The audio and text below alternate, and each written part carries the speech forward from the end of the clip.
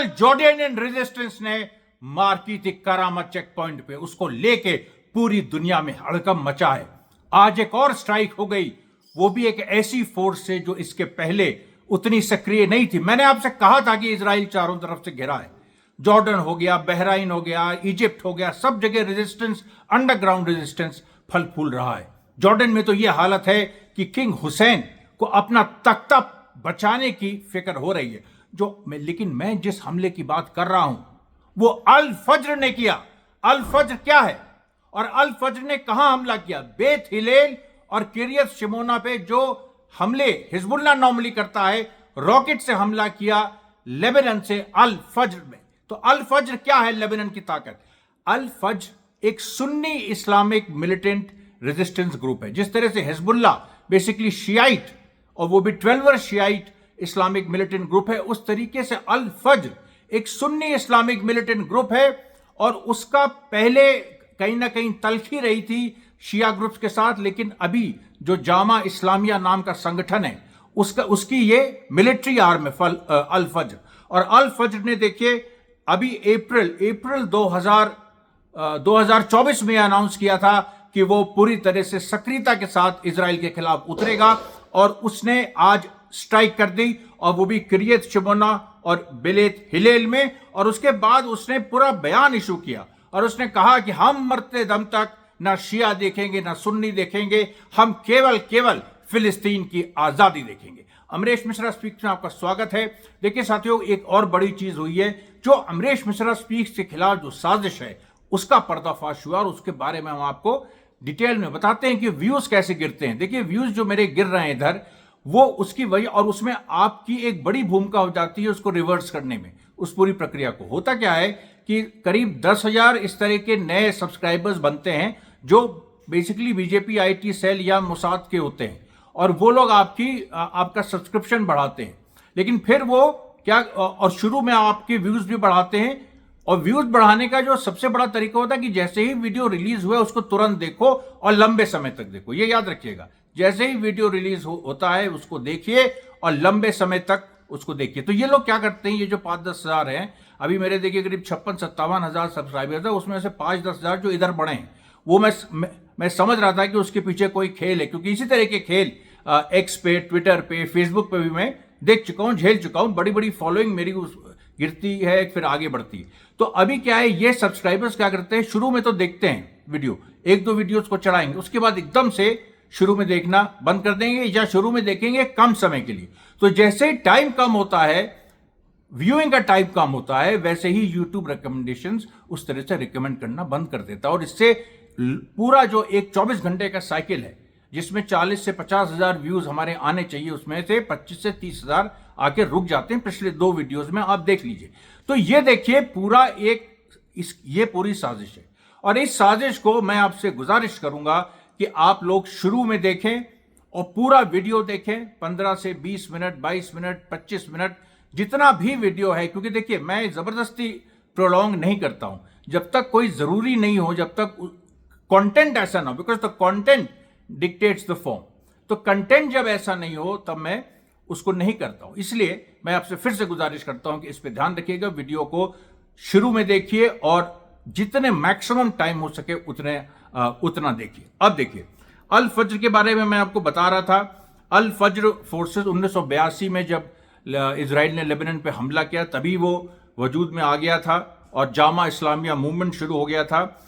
और उसके बाद देखिए कि जो इसके 7 पैरामेडिक्स हैं, ये हिबारे में मार्च 27, 2024 में जो इजराइल ने अटैक किया था, उसमें इसके लोग मारे गए थे। फिर भी ये उस तरह से अभी आने में झिझक रहा था। लेकिन एक बड़ी कॉन्फ्रेंस हुई है लेबनान में, सुन्नी जो ग्रुप्स हैं उनकी बड़ी कॉन्फ्रेंस हुई है, उसमें यह डिसाइड हो गया कि किसी भी तरीके से इजराइल की खिलाफत करनी है और हिजबुल्लाह का साथ देना है। ये इजराइल के लिए एक बहुत बड़ा नाइटमेयर है। आप ही सोचिए, इजराइल जो है वैसे ही वो लेबनान के खिलाफ युद्ध करने के लिए मजबूर है, क्योंकि वेस्ट बैंक में भी उसका दांव फेल हो गया। और अब लेबनान में ना केवल उसको हिजबुल्लाह से लड़ना है, बल्कि उसको अल फज्र से भी लड़ना है। और इसी तरीके से एक अमाल मूवमेंट है, और उसी जो कि शियास का एक दूसरा एक आंदोलन है, वो भी पूरी तरह से हिजबुल्लाह के साथ है। उसके बाद सुन्नी ग्रुप्स में 3-4 और ग्रुप्स हैं जो हिजबुल्लाह के साथ है। इराक में जो कताइब हिजबुल्लाह है और जो शिया ग्रुप्स हैं, उसके अलावा जो सुन्नी ग्रुप्स हैं, उन्होंने भी फिर से ऐलान कर दिया है कि अगर इजराइल अटैक करेगा लेबनान पे तो वो पूरी तरह से लेबनान को डिफेंड करने मोर्चे पे आएंगे। और तालिबान से तो हमने आपको बताया था कि एक हिस्सा शिया मिलिटेंट्स का तालिबान से चल के ऑलरेडी इराक पहुंच चुका है, और सुन्नी मिलिटेंट्स का भी एक हिस्सा, एक तालिबान के एक लीडर का, मैं उसका नाम नहीं लेना चाहूंगा, जो एक बयान आया है अकॉर्डिंग टू सीक्रेट सोर्सेस करके वो छपा है, उसमें उन्होंने कहा है कि ये जो तालिबान का जो मेन स्ट्रीम जो सुन्नी कोर है वो भी किसी न किसी तरीके से इजराइल के खिलाफ है। और इजराइल के खिलाफ वो केवल बातचीत में नहीं है, वो युद्ध के स्तर पे है। और कोई भी ऐसी हिमाकत इजराइल करेगा लेबनान की तरफ बढ़ने की, तो फिर उस पर तालिबान आएगा सीधे, और तालिबान के भी फाइटर्स आएंगे। और याद रखिए कल जो एक चीज मैं बताना भूल गया था, टर्की के अर्दोगन ने, जो टर्की के प्राइम मिनिस्टर अर्दोगन ने साफ कह दिया है, built an Islamic alliance against Israel. और वो सुन्नी है, टर्की एक सुन्नी बहुल देश है, और वहां पर इस तरीके से पूरा कहना, ये टर्की और ईरान में, देखिए बहुत लोग इसको नहीं मानेंगे, बहुत लोग हमारे वक्ता भी वो ये कहेंगे कि नहीं भाई साहब ये संभव नहीं है, ऐसा आप टर्की पे ट्रस्ट नहीं कर सकते, कोई कहेगा ईरान पे ट्रस्ट नहीं कर सकते, अभी तक देखिए उसने स्ट्राइक नहीं की। स्ट्राइक के बारे में देखिए बाद में बात करेंगे, आज वो विषय नहीं है, वो मैं आपको कई बार बता चुका हूं। लेकिन अर्दोगन और इरानियन लीडरशिप में जो नजदीकी अभी आई है, और उसका मीडिएशन जो इराक ने किया, और इराक से जो अमेरिका ने आज एक डेट भी 2026 2 साल में विड्रॉ करने की जो बात भी कह दी है, उसकी भी वजह ये है, टर्की नेटो का पार्ट है, और वो यूक्रेन के युद्ध में रशिया के खिलाफ बिल्कुल न्यूट्रल है, उसको कोई स्टांस ही नहीं है। It is unprecedented for a NATO ally और a NATO member not to participate in the Russian Ukraine war. लेकिन टर्की ने इस चीज को किया है, और टर्की लगातार अपना ये स्टांस मेंटेन रख रहा है इजराइल के साथ। वो धीरे धीरे करके अपने ट्रेड संबंध भी कम कर रहा है। और आज तो ये बात आई कि सऊदी अरेबिया में एक बड़े एलिगेशंस, कुछ बीबीसी ने, कुछ ब्रिटिश जो टैबलॉइड न्यूज़पेपर्स हैं, उन्होंने मोहम्मद बिन सलमान पे लगाए, जो सऊदी अरेबिया के क्राउन प्रिंस हैं, और यहां तक कह दिया कि उन्होंने किंग अब्दुल्ला को मरवाने में उनकी भूमिका है, और अपने पिता सलमान को गद्दी पे बैठाने में उनकी भूमिका थी। अब बताइए, अब इस तरह की बातें क्यों हो रही हैं? ये तो उनका एलाई है, वेस्ट का तो एलाई है ये सऊदी अरेबिया, लेकिन ये बातें हो रही हैं उनको प्रेशर में लेने के लिए। इसका मतलब है कि अंदर खाते एक लंबा सऊदी अरेबिया, टर्की, ईरान, इस तरीके का एक ट्रायंगल बन रहा है। इसको आप नेगेट मत करिएगा, इसको आप गंभीरता से सोचिएगा कि ये किस तरह की नई परिस्थितियां पैदा हो रही हैं। अल फज्र ने स्ट्राइक किया है, और उसके साथ साथ देखिए जो जॉर्डन से जो स्ट्राइक हुआ है उसके बारे में हमने आपको बताया था। मेहर अल जजी, एक वो जो शहीद फिदाइन, वो एक बहुत बड़े परिवार से है। मशहूर अल जजी जो कि 1968 में बैटल ऑफ करामा के लीडर थे।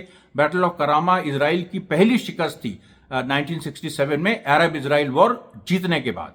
और उसके बाद और भी क्रांतिकारियों का पूरा एक फेरिस्त है, और ये हुवैतात ट्राइब से हैं। हुवैतात ट्राइब का देखिए खास रोल रहा है। ये जब अरब अपराइजिंग हुई थी 1915 में, उस समय भी इसने ऑटोमन एम्पायर का साथ दिया था। तो देखिए इसमें अभी जो लड़ाई हो रही है अमेरिका के खिलाफ, अभी जो लड़ाई हो रही है इजराइल के खिलाफ, इसमें सब लोग हैं। इसमें जो अरब रिवोल्ट का हिस्सा थे ऑटोमन एम्पायर के अगेंस्ट, वो भी हैं। हुवैतात ट्राइब, ऐसे लोग जो ऑटोमन एम्पायर के साथ थे, जो ट्राइब्स, वो भी हैं। और पूरे जॉर्डन में, साउथ जॉर्डन में हुवैतात जो ट्राइब है उसका बहुत बड़ा एक बेस है। और आज हर जगह जॉर्डन में मिठाइयाँ भी बांटी गई, और फातिये भी पढ़े गए, और खुद जहां पर उनकी ट्राइब है हुवैतात साउथ जॉर्डन में, वहां पर हथियार बंद प्रदर्शन हुआ है। हथियार बंद प्रदर्शन हुआ है इजराइल को चेतावनी देते हुए। उसके साथ साथ आपको बता दें कि और जो महत्वपूर्ण घटनाएं हुई हैं कि जेनिन में जब जो आज एक मिलिट्री मार्च पैलेस्टीनियन रेजिस्टेंस ने निकाला, और अद्भुत मिलिट्री मार्च था। मतलब उसमें जो नारे लग रहे थे, पूरा एक आर्म्ड दिखाई पड़ रहा था कि सैकड़ों जो अभी जो जेनिन ब्रिगेड है, उसमें चाहे उसके कमांडर्स को मार दिया गया, तुलकरेम में भी मारा गया, आप तो जानते हैं। एक एक चीज मैंने आपको उसकी खबर दी है। लेकिन जेनिन में रेजिस्टेंस ना केवल जिंदा है बल्कि बढ़ता जा रहा है, और उसमें बहुत सारे नए लड़के आज जो दिखाई पड़ा कि खासतौर पे 18 से 26 साल के बीच के नए लड़के उसमें शामिल हो रहे हैं।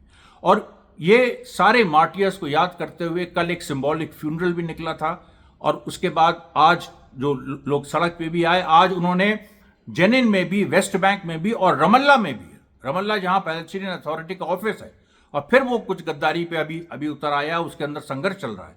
तो रमल्ला में भी जबरदस्त जुलूस निकले, और जिन्होंने जो मेहर अल जजी, जो जॉर्डन का जो फिदाइन, उसके याद में सबने नारे लगाए, मोहम्मद दैफ और यहिया सिनवार की जय, इसके नारे लगाए, जो कि रमल्ला में लगाना एक बहुत ही मुश्किल काम है। तो अब देखिए ये पूरी जो सिचुएशन। दूसरी बात देखिए, ईस्टर्न गाजा में आज एक बड़ी घटना हुई, जब एक इजरायली हाईली सोफिस्टिकेटेड ड्रोन, क्योंकि ड्रोन देखिए दो तरह के होते हैं, आपको सिंपल उसमें समझाएं कि वो जो एक हेलीकॉप्टर वाले, एक उसमें जो पंख लगे होते हैं, और एक जो जैसे एयरक्राफ्ट होती है उसकी तरह होते हैं, जो एक विंग्ड और नॉन विंग्ड।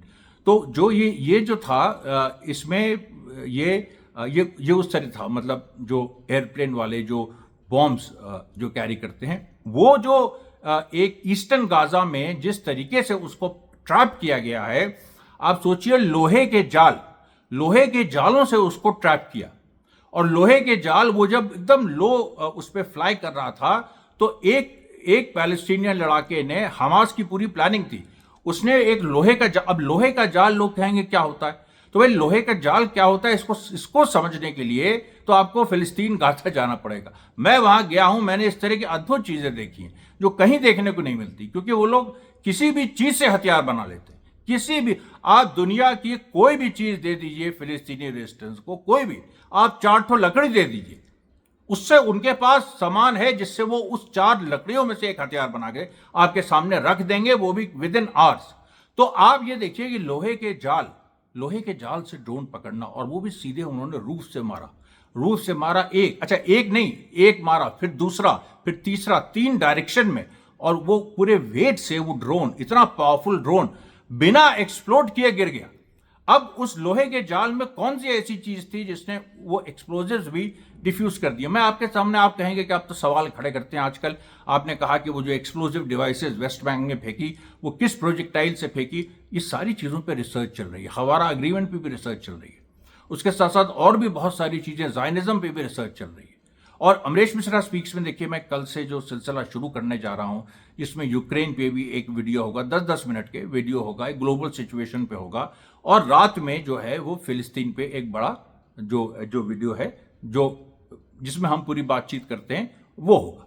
तो ये देखिए जो पूरी एक पूरी सिचुएशन है। उसके बाद देखिए बलाता कैंप में आज कम से कम 3 बार बलाता कैंप में 3 बार फिर से आज इजरायलियों ने घुसने की कोशिश की, और तीनों बार, और एक तो उसमें आपको घटना बता दें हम, बड़ी अजीबोगरीब है कि जहां पर यह कांड हुआ, ये जो करामा क्रॉसिंग है, ऐसा लगता है कि इस कांड के बाद कुछ जॉर्डेनियंस जो है वो इन्फिल्ट्रेट कर गए अंदर, क्योंकि नाब्लस में कुछ ऐसे लड़ाके दिखाई पड़े आज की लड़ाइयों में, इजराइल को उम्मीद नहीं थी, और वो अलग अलग कपड़े पहने हुए थे। देखिए जो रेजिस्टेंस है, चाहे वो हमास हो गाजा में, चाहे वो ब्रेक अवे जो फतह इंतिफादा ग्रुप है जो मेनली वेस्ट बैंक में लड़ा है, इनका कोई यूनिफॉर्म नहीं है, लेकिन फिर भी ये पहचाने जाते हैं, ये अपना हुड लगाते हैं, खास तरह से इनके कपड़े होते हैं, उसका रंग फर्क हो सकता है। लेकिन इजरायलियों को कुछ आज एक बंच, कम से कम 7 फाइटर्स का नाब्लस में ऐसा दिखा, जो अचानक प्रकट हुआ, जिसके मुंह पे वो एक तरह से केफिया, वो जो केफिया है वो बांधे हुए थे, जो रुमाल फिलिस्तीनी है वो बांधे हुए थे, और वो लोग जो है वो ऊपर से गोली चला रहे थे, और ऊपर से इस तरह से गोली चला रहे थे जैसे ट्रेंड आर्मी के लोग गोली चलाते हैं। और जॉर्डेनियन आर्मी खास तौर पे जो उसको एक हाईलैंड, क्योंकि वहाँ पहाड़ हैं और इस तरह की चीज़ें हैं, और 1967 में इजराइल से उसने मात खाई थी, तो माउंटेन वॉरफेयर में जो जॉर्डेनियन आर्मी है वो एक्सपर्ट मानी जाती है, जिस तरह से डेजर्ट वॉरफेयर में इजिप्ट की आर्मी मानी जाती।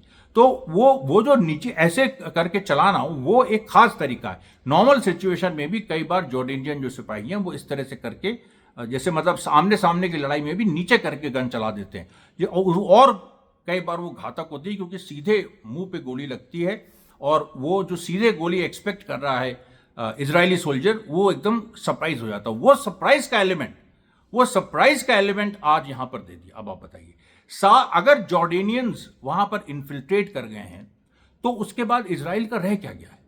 और इसराइल ने जो अपना एक पूरा एक सब्ज बाग दिखाया है और जिस तरीके से वो कह रहा है कि हम नॉर्दर्न फ्रंट खोलेंगे और आज तो बेनी गैंट्स जो इजरायली मिनिस्टर जो नेतन्याहू का कैबिनेट छोड़ चुके हैं, उन्होंने आज एक दौरा किया मिडिल ईस्ट का और उन्होंने कहा कि हमको एक अलायंसेस बनाने हैं। असली प्रॉब्लम गाजा नहीं है। अब गाजा में हार रहे हैं तो असली प्रॉब्लम गाजा नहीं है, असली प्रॉब्लम गाजा नहीं है, असली प्रॉब्लम लेबनान है और जो ईरान का जो समर्थन है और उन्होंने ये भी कहा और ये भी एक खबर है जो मैं आपको बताना चाहता हूं कि ईरान ने ये बात जो अभी कुछ दिन पहले डिनाई कुछ वेस्टर्न ऑब्जर्वर्स ने की थी कि नहीं ईरान रशिया को जो शॉर्ट रेंज मिसाइल्स नहीं दे रहा है।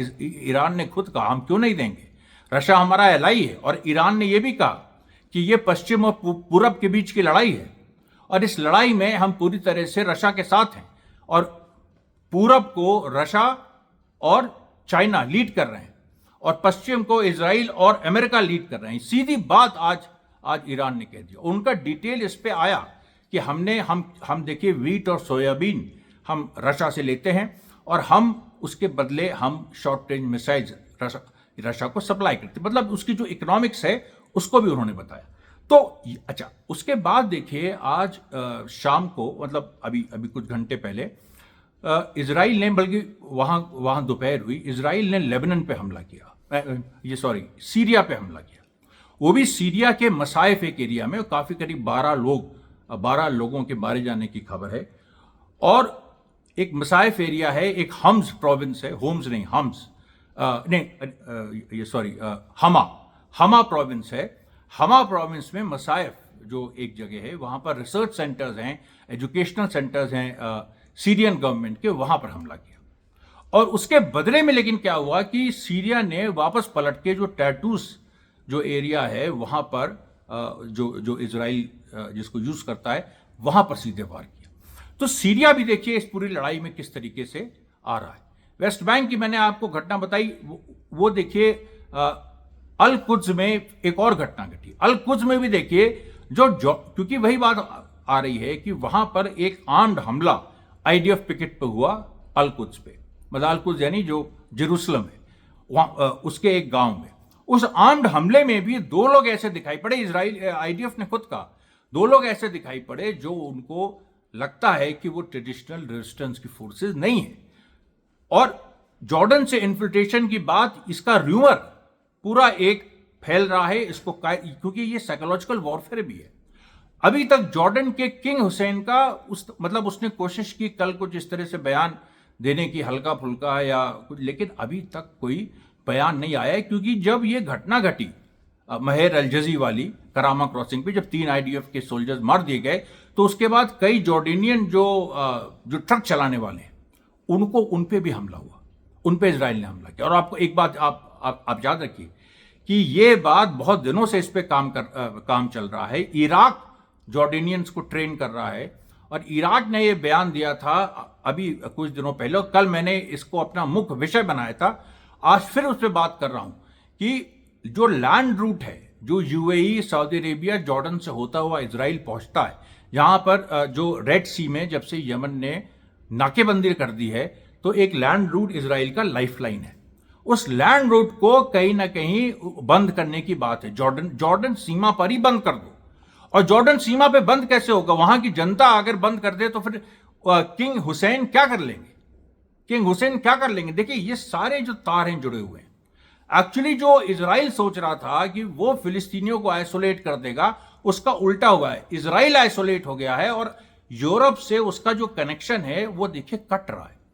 क्योंकि सऊदी अरेबिया, जॉर्डन, यही कुछ देश हैं। जॉर्डन इधर ईस्ट में थोड़ा एक जो उसका संपर्क ईस्ट से बनता है और जो वेस्ट में ये सऊदी अरेबिया से।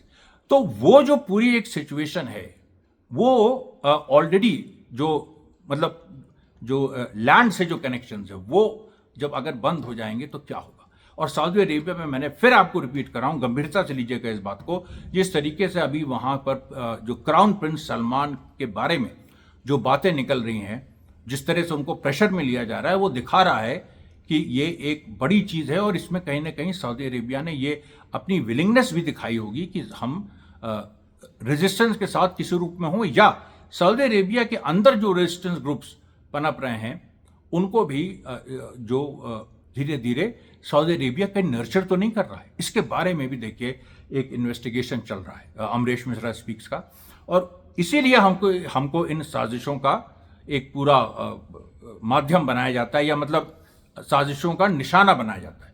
और इसमें देखिए जो एक और जो एक बड़ी चीज़ आई कि एक एजुकेशन, देखिए क्या है कि जो गाजा में करीब 5 लाख बच्चों का मतलब वहाँ पर एजुकेशन तो बिल्कुल ख़त्म है। तो जो सेमेस्टर एग्ज़ाम्स हैं, ये सारी चीज़ें हैं, ये पूरी तरह से नष्ट हैं।